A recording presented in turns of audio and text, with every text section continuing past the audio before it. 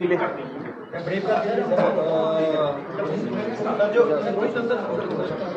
जो हमारा जो डेट है गैजेट नोटिफिकेशन का वो 28 मार्च को है गैजेट नोटिफिकेशन का।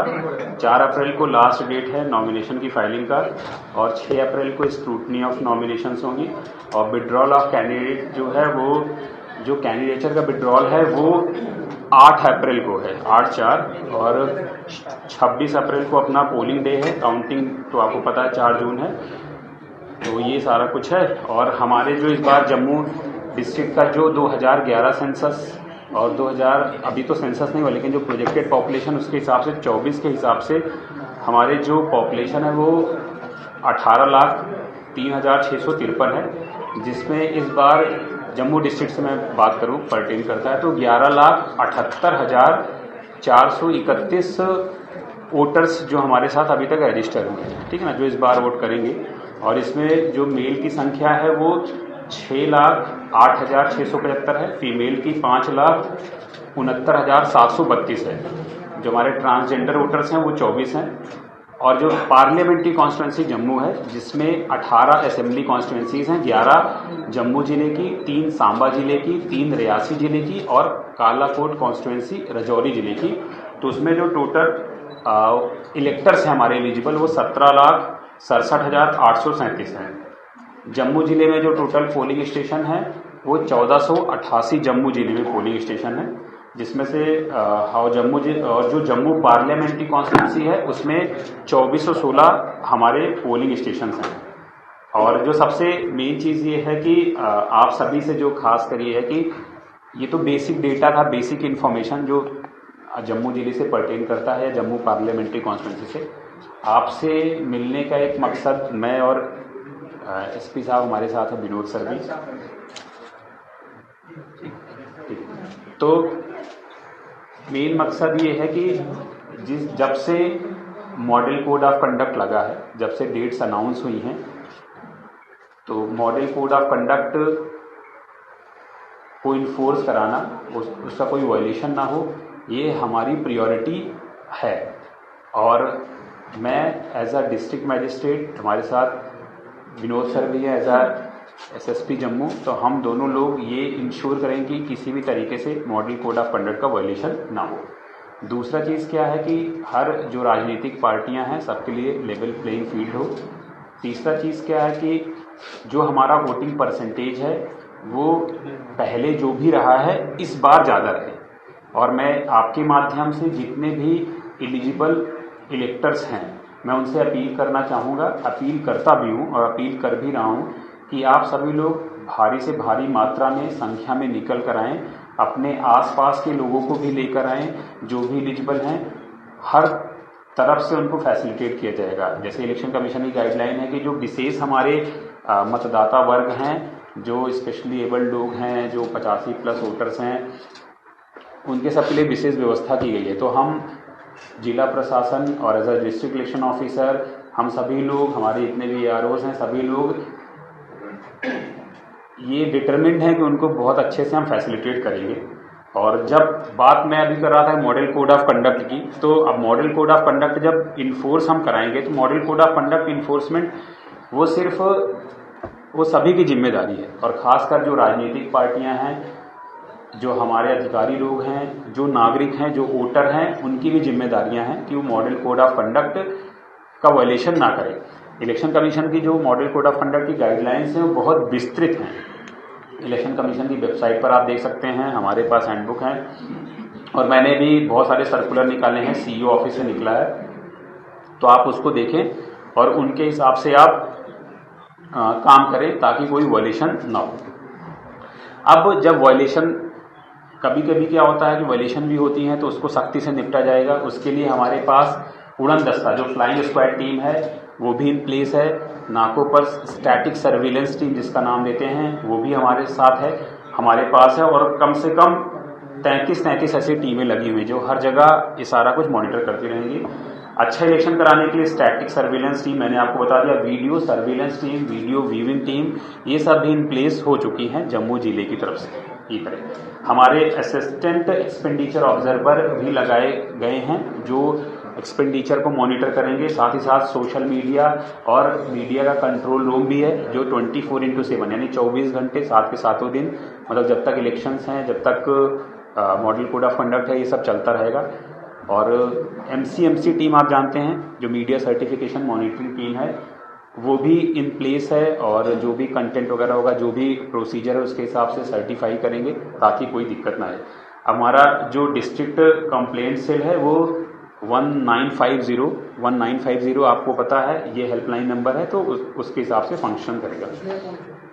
अगर ये तो एक जो बेसिक जानकारियां हैं वो मैंने आपको, मतलब हमारी टीम ने आपको दिया है। और मैं सभी से फिर वही अपील करना चाहूँगा 3-4 चीज़ों पे। पहला, किसी भी तरीके से मॉडल कोड ऑफ कंडक्ट जो है लगा हुआ है उसका वायलेशन ना हो, पहला।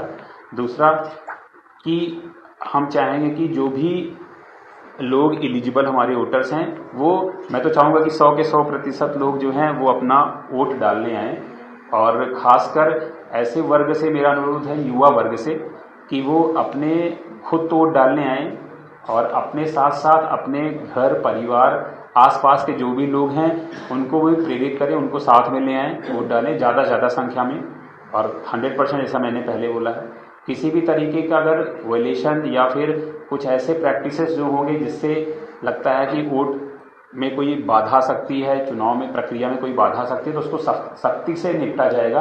और उसके लिए जो भी कानूनी तौर पर प्रक्रियाएं होंगी, दंड विधान होगा या जो भी कार्रवाई करना होगा वो किया जाएगा। और महत्वपूर्ण बात यह है कि हम सभी लोग मिलकर इस जो लोकतंत्र का महापर्व जिसको बोलते हैं, इस चुनाव प्रक्रिया में ज़्यादा से ज़्यादा शरीक हों।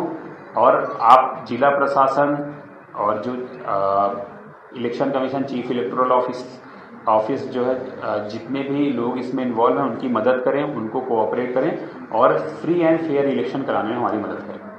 सर, पोलिंग आप कह रहे हैं, पार्टिसिपेशन की बात कर रहे हैं, 100% पार्टिसिपेशन हम भी एक्सपेक्ट करेंगे होनी चाहिए, लेकिन हर बार बूथ को लेकर जो क्योंकि काफ़ी लंबी लाइन्स लगती है, 2-2, 3-3 घंटे, क्या बूथ को एक्सपेंड कर रहे हैं आप? और क्या देखिए 1488 पोलिंग हमारे जो बूथ हैं, मैं जिले की बात करूँ, 2416 इस संसदीय क्षेत्र में जो है, तो आप बिल्कुल ये मेरी तरफ से मतलब आश्वस्त रहिए कि कोई भी अगर जैसे ज़्यादा इन्फ्लक्स होता है तो लंबी लाइनें लगती है, लेकिन किसी भी तरीके से प्रॉब्लम नहीं होने देंगे। सीनियर सिटीजन या उनके लिए व्यवस्था सब की गई है और अच्छे से करेंगे, किसी को ज़्यादा देर इंतजार नहीं करना पड़ेगा, आप इसके लिए आश्वस्त रहें। बिल्कुल सर, यूकर सेलिंग की बात करें, यूकर्स की या काफ़ी सारी चीज़ें ऐसी इलेक्शन के दौरान निकल जाती हैं, ऐसे से सवाल नहीं कर सकते, इस प्रकार आपकी तैयारी है इन तमाम चीज़ों को रोक लगाने के लिए?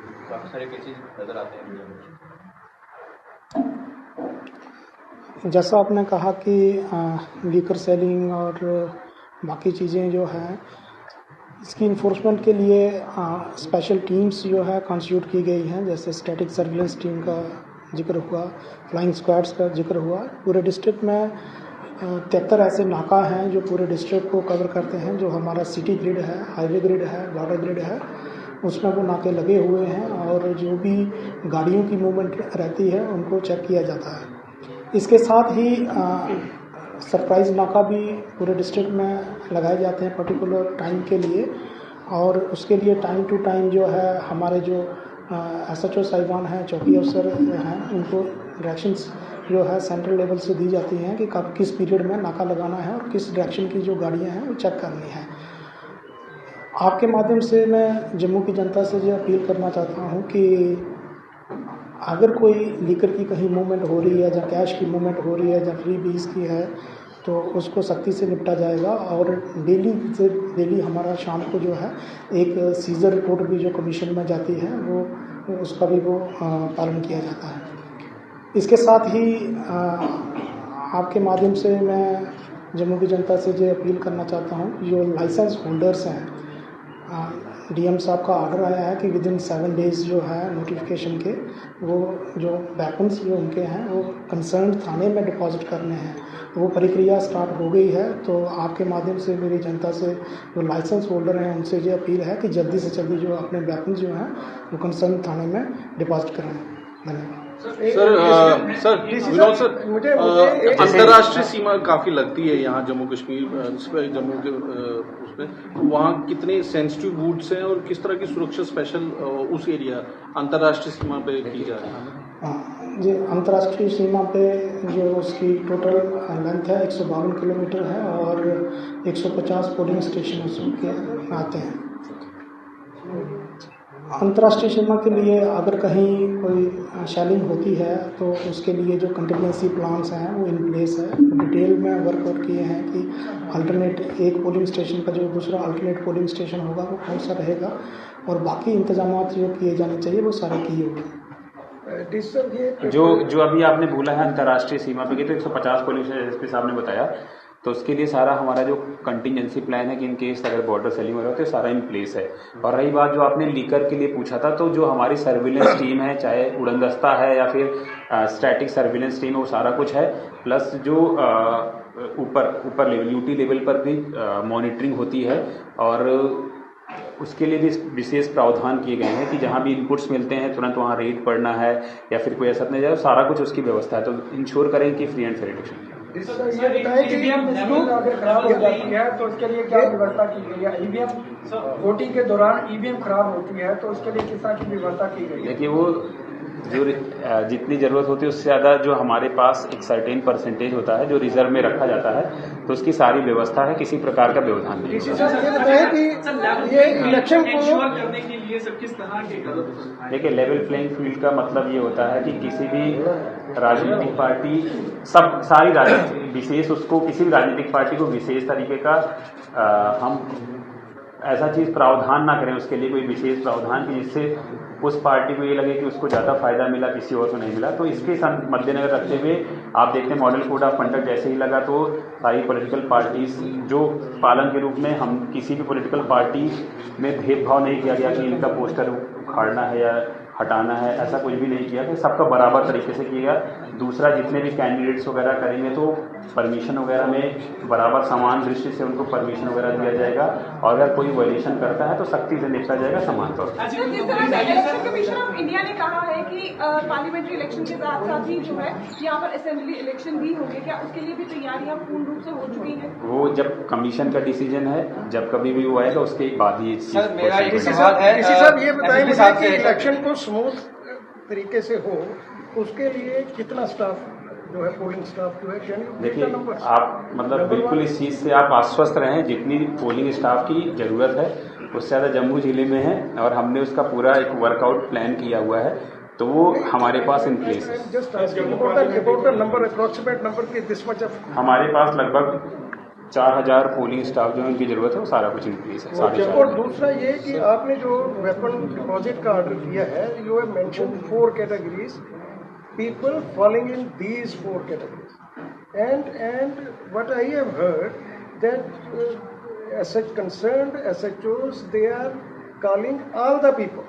ना, मैं आप इस प्रेस के माध्यम से बताना चाहूँगा कि जिस दिन इलेक्शन का मतलब जब भी इलेक्शन कमीशन ने डेट अनाउंस किया तो उस दिन उस दिन से एक स्क्रीनिंग कमेटी बैठती है जिसमें मैं और एसएसपी साहब बैठते हैं। It is the first time it has been done, I compliment you for this, otherwise पहले जनरली था। तो क्या हुआ कि स्क्रीनिंग कमेटी 2022 में कमीशन के इंस्ट्रक्शंस थे, तो स्क्रीनिंग कमेटी में मैं और एसपी साहब बैठते हैं।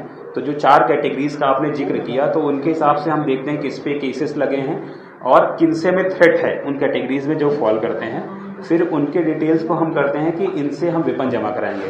तो पहला आपका सवाल कि जो हमने वर्कआउट किया लगभग 4700 आर्म्स जो होल्डर हैं उनको अपने जमा करना है आर्म्स, तो वो तो हमने बैठ के वर्कआउट किया, जो कमीशन की गाइडलाइंस है, बॉम्बे हाई कोर्ट का भी जजमेंट है उसके हिसाब से। दूसरा, जो आप कह रहे हैं कि कहीं आपको सुनने में आ रहा है कि एसएचओ बोल रहे हैं सारे जमा करने, तो बिल्कुल गलत है। अगर कोई ऐसा कुछ कर रहा है तो आप प्लीज एसपी साहब की नोटिस में लाएं, जमा वही वेपन किए जाएंगे जो हमने उनको बोला है करने की।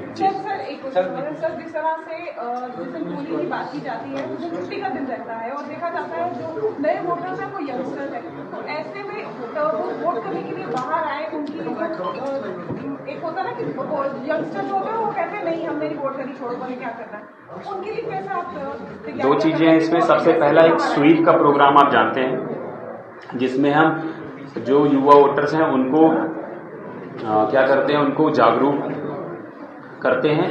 और जागरूक किन माध्यम से करते हैं बहुत सारे हमारे जो यूथ आइकन्स हैं उनके थ्रू ही करते हैं। दूसरा इसमें आपका रोल आता है, जो आज आपने प्रेस कॉन्फ्रेंस बुलाई है तो आप अपने प्रेस कॉन्फ्रेंस के माध्यम से लोगों तक हमारी मैसेज पहुंचाइए कि जो भी 18 प्लस उम्र में हैं, जो एलिजिबल वोटर्स हैं, वो ज़्यादा संख्या में आए और सिर्फ इसलिए ना आए कि उनको वोट डालना है, वो इसलिए आए कि एक नए भारत का निर्माण करना है, नए देश का निर्माण करना है।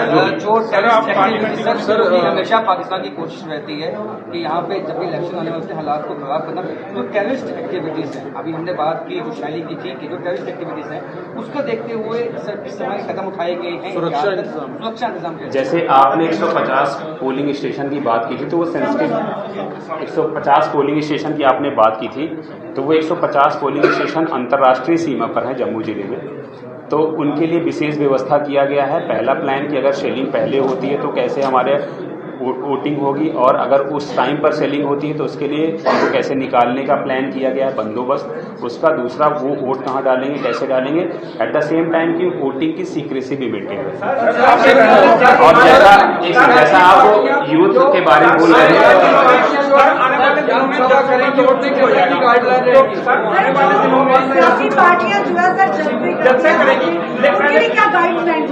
जो सियासी पार्टियां जलसे करेंगी उनके लिए पहले उनको परमिशन लेना है, उसके लिए सारा कुछ इन प्लेस है। और आज पॉलिटिकल पार्टीज के साथ भी मीटिंग हुई है, उनको ब्रीफिंग भी दे दी गई है, और कुछ हमारे ऐप भी हैं, सॉफ्टवेयर्स भी हैं, उन पे भी उनको ट्रेन कर दिया जाएगा कैसे अप्लाई करना होता है, परमिशन कैसे देना, सारा इन्फॉर्मेशन।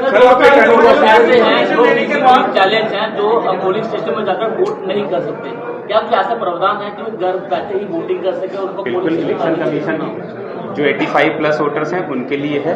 और साथ ही साथ आपको जानकर इस बात की खुशी होगी कि इस बार हर असेंबली कॉन्स्टिट्यूंसी, जितनी हमारी 11 असेंबली कॉन्स्टिट्यूंसी जम्मू जिले में है, और बाहर के जो पार्लियामेंट्री कॉन्स्टिट्यूंसी में असेंबली कॉन्स्टिट्यूंसी, तो जो 11 असेंबली कॉन्स्टिट्यूंसीज हैं उनमें एक स्पेशल हमने सिर्फ ऐसा ही पोलिंग स्टेशन बनाया है जो शारीरिक रूप से जो अक्षम लोग हैं या जिनको हम स्पेशली एबल्ड लोग बोलते हैं, उन्हीं के द्वारा मैन किया जाएगा, ताकि एक ये मैसेज देने के लिए कि वो किसी भी तरीके से पीछे न रहें। बाकी जो कमीशन की गाइडलाइंस हैं उनके हिसाब से उनके लिए विशेष प्रावधान किए। सर, आप रिटर्निंग ऑफिसर भी हैं सर, फर्स्ट टाइम वोटर कितने हैं इस कॉन्स्टिट्यूंसी में? जम्मू पार्लियामेंट्री कॉन्स्टिट्यूंसी की अगर हम बात करें तो जो हमारे लगभग यहाँ जम्मू इसमें 62,000 वोटर्स नए ऐड हुए सर। और ईवीएम्स की संख्या कितनी होगी? लोकसभा का कोई डेटा आपको कितने परसेंट वोट हुआ, किस पार्टी में कितना मिला, ECI की वेबसाइट से कर सकते हैं। एक बार हम उसका प्रावधान कर लेते हैं, आप हम ECI की वेबसाइट पे सर ईवीएम्स की संख्या कितनी होगी जम्मू पार्लियामेंट का प्रावधान जी? जम्मू पार्लियामेंट के लिए ईवीएम्स की संख्या कितनी होगी? देखिए 1488 पोलिंग स्टेशन हैं जो इसमें, और टोटल जो हमारे पोलिंग स्टेशन है 2416, तो उतने तो हैं ही, प्लस हमारे पास बहुत सरप्लस भी है, जितनी जरूरत है वो है। 3000 मतलब उतना है, मतलब सफिशिएंट, कोई दिक्कत नहीं है। Thank you. और आपसे